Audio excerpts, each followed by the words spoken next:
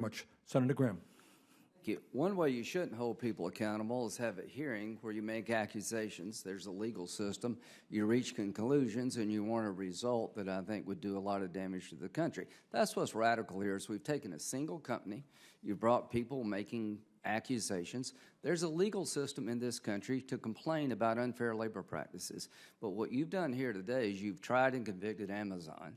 You've taken anecdotal testimony and said Amazon is the worst offender on the planet of the workplace. All I can say is that, Mr. Smalls, have you filed a complaint when you thought you were wrong? Have I? Yes. The Attorney General of the state of New York has on my behalf. Okay, but you had a process where somebody could advocate for your interest. There is a process that's not working. Okay, well, that's your opinion. Now, That's a fact.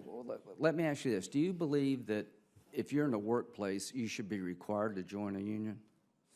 I believe that we should have the right to choose to join a union. Okay, so you would agree with me that if you didn't want to join a union, you shouldn't be made to do so. Who's making them do that? The PRO Act. The PRO Act is making them do that? You have to pay union dues, whether you agree to it or not. I don't believe that's correct. Well, I think the PRO Act is giving Ms. workers the Gessler, is that opportunity correct? to do that.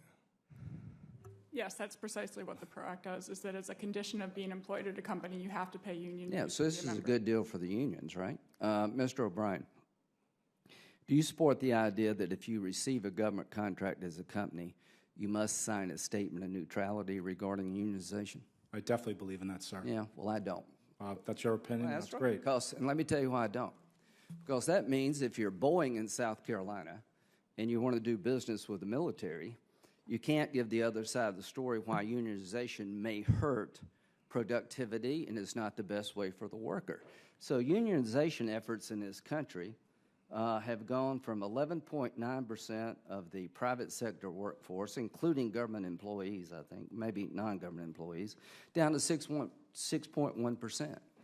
Maybe people are listening to what you're having to say and want to go a different way. Maybe they don't want to pay dues to a union because they work at the site that's been unionized. Maybe people are making a different choice. The number of people joining unions in this country is going way down.